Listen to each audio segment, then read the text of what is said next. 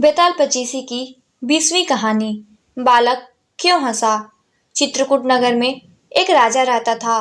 एक दिन वह जंगल में शिकार करने गया। घूमते फिरते जब उसे कोई शिकार प्राप्त नहीं हुआ तो वह थक कर एक पेड़ के नीचे बैठ गया। पेड़ के नीचे बैठा तो उसे एक ऋषि कन्या दिखाई दी। राजा उस कन्या को देखते ही उस पर मोहित हो गया। इतने में ऋषि स्वयं उसी जंगल में आ गया। राजा ने उसे प्रणाम किया तो ऋषि ने कहा कि बेटा, तुम क्यों पाप के भागी बन रहे हो। राजा बोला कि मैं आज से कभी निर्दोष जीवों की हत्या नहीं करूंगा। ये सुनकर ऋषि खुश हुआ और कहा कि तुम्हें जो मांगना है मांगो। राजा ने कहा कि कृपया आप अपनी पुत्री का विवाह मुझसे कर दें, मैं उसे चाहने लगा हूँ। ऋषि खुशी खुशी दोनों की शादी करवा देता है। अब राजा अपनी रानी को लेकर वापस महल जाने लगा तो रास्ते में एक राक्षस ने उनका मार्ग रोक लिया और कहने लगा कि मैं तेरी रानी को खा जाऊंगा। राजा बहुत भयभीत हुआ और बोला कि कृपया हमें जाने दें। राक्षस बोला कि नहीं, लेकिन अगर तुम मेरी एक शर्त मानोगे तो मैं जरूर तुम दोनों को छोड़ दूंगा। राजा ने कहा कि क्या शर्त है, बताओ। राक्षस ने कहा कि अगर तुम एक छोटे ब्राह्मण बालक की बलि मेरे सामने दोगे और जब बलि होगी तो बालक के माता पिता उसके हाथ पैर पकड़ेंगे। राजा डरा हुआ था। उसने बिना सोचे समझे हाँ कर दी और जैसे तैसे महल पहुंच गया।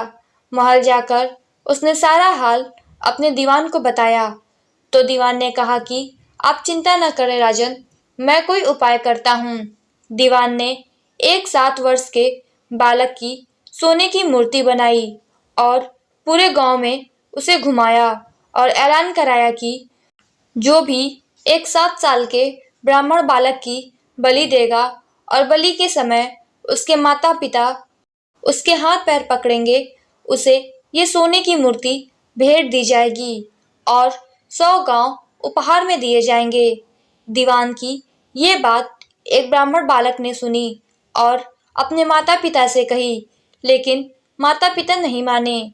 बालक जिद करने लगा और कहा कि आपके और भी बहुत से पुत्र हो जाएंगे।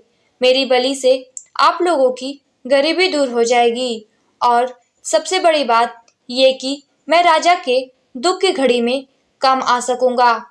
माता पिता बहुत मनाने पर राजी हुए और बालक को लेकर राजा के पास गए। राजा सबको लेकर राक्षस के पास पहुंचा।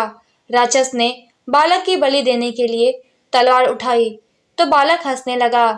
बेताल ने पूछा कि बताओ राजा, बालक क्यों हंसा। राजा ने कहा कि बालक इसलिए हंसा क्योंकि जब कोई बच्चा मुसीबत में हो तो माता पिता को पुकारेगा, लेकिन उसके माता पिता तो उसके पास हैं। एक राजा का धर्म था कि वह प्रजा का हित करे, लेकिन राजा भी बालक के सामने ही था। जब राजा मदद नहीं कर सके तो आदमी देवता को पुकारेगा, लेकिन बालक के साथ अभी कोई नहीं है। माता पिता भी उसके हाथ पैर पकड़कर खड़े हैं। आखिर वह किसे पुकारे और वह सोचने लगा कि मैं अपनी बलि किसी के हित में कर रहा हूँ जिससे परोपकार होगा। ये सब सोचकर बालक हंस पड़ा। इतना सुनकर बेताल पेड़ से लटक गया और राजा उसे पकड़कर लाया और अगली कहानी सुनाने को कहा। दोस्तों, अगर आप लोगों को यह कहानी अच्छी लगी तो इस वीडियो को लाइक कीजिएगा और बेताल पचीसी की अगली कहानी सुनने के लिए इस चैनल को सब्सक्राइब कीजिएगा। धन्यवाद।